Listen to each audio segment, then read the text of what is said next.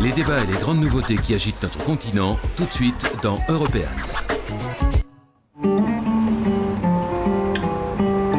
Les Tchèques commémorent cette année les 40 ans du printemps de Prague. Un socialisme à visage humain, tel était le slogan de l'époque.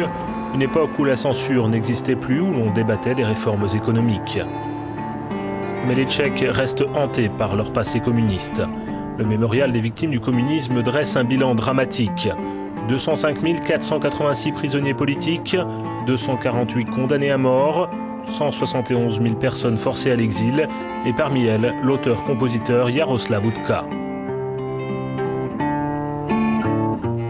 À la fin des années 60, Jaroslav Hudka était considéré comme l'un des chanteurs folk les plus en vue en Tchécoslovaquie. Il était activement engagé dans le mouvement de protestation et de réforme en mars 68.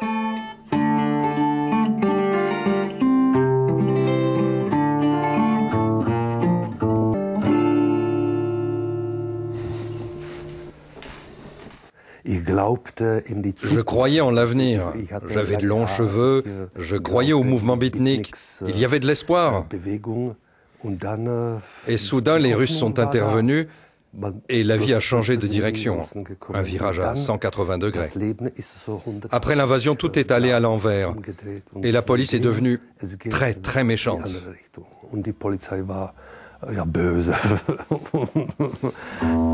Après l'intervention soviétique, Jaroslav Hudka s'est retrouvé dans la ligne de mire de la police secrète.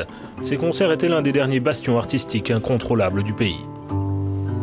En 69-70, je ne voulais pas émigrer. Je voyais ça comme une trahison. J'étais convaincu que je devais rester, que je devais faire quelque chose pour mon pays, pour l'humanité, pour la culture. Mais la police secrète m'a dit, là, ça devient sérieux. Il ne vous reste que deux possibilités, la prison ou l'émigration. Rien d'autre. Jaroslav Hudka a eu la chance de pouvoir choisir. Il a sérieusement considéré l'emprisonnement, mais sa femme l'a fait changer d'avis et sa famille est partie pour les Pays-Bas. En novembre 1989, Jaroslav Hudka est revenu au pays. Il est devenu le chanteur de la Révolution de velours.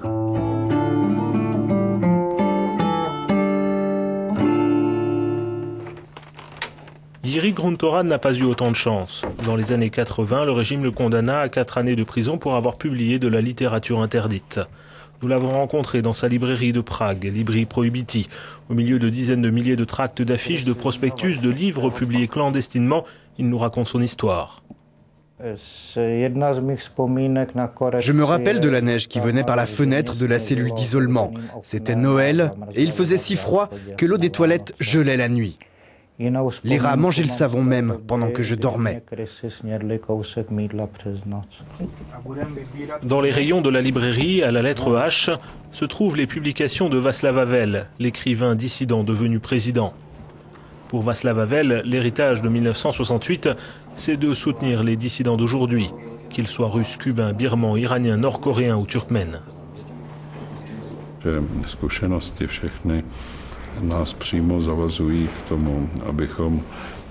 Nos opinions nous obligent à être solidaires des dissidents des pays où il existe toujours un pouvoir plus ou moins autoritaire.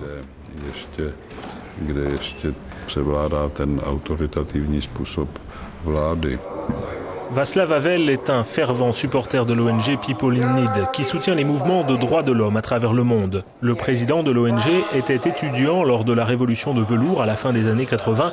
Il explique que pour lui et ses camarades, 1968 était une voie de garage. Tout sentiment dérivant vers les idées socialistes ou communistes peut conduire à un régime autoritaire ou dictatorial. Le conseiller en chef du comité central du Parti communiste de Bohême et de Moravie, l'un des derniers partis communistes non réformés en Europe, n'est pas d'accord avec cette idée. Ceux qui étaient heureux du printemps de Prague en 68 ne doivent pas l'être de ce qui se passe dans le pays de nos jours. Priver la population d'un système de santé gratuit, les priver d'un système de retraite garanti et bien d'autres choses encore, c'est ces problèmes qu'on devrait évoquer, plutôt que d'ouvrir les archives. Le projet Passé ouvert permet à n'importe quelle personne d'accéder aux archives de la police secrète. Sur ce point, la République tchèque a rejoint la Roumanie, la Hongrie et la Pologne qui ont rendu publiques ces fiches il y a 10 ans déjà.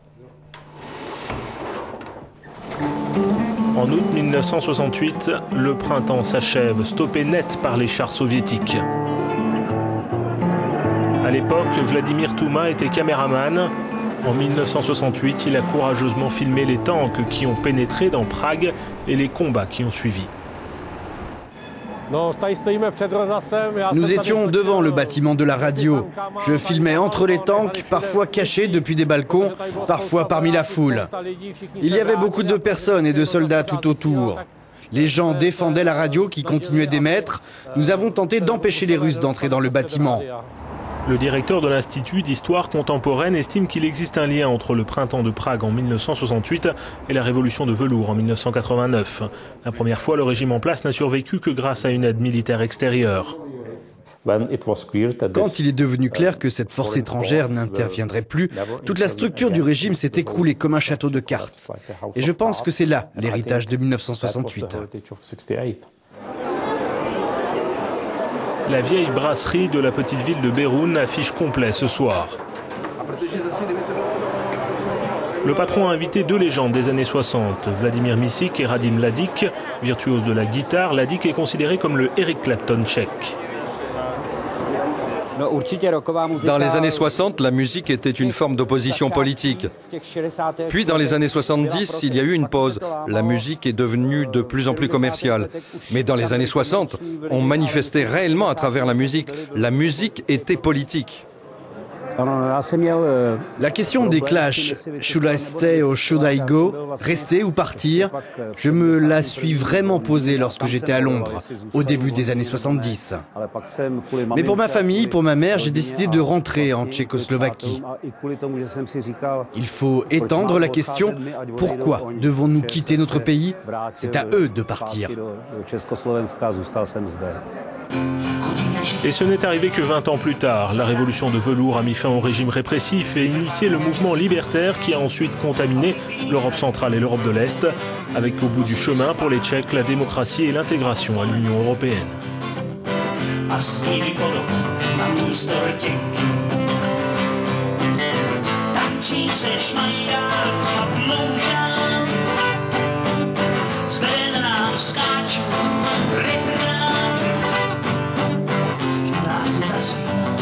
Say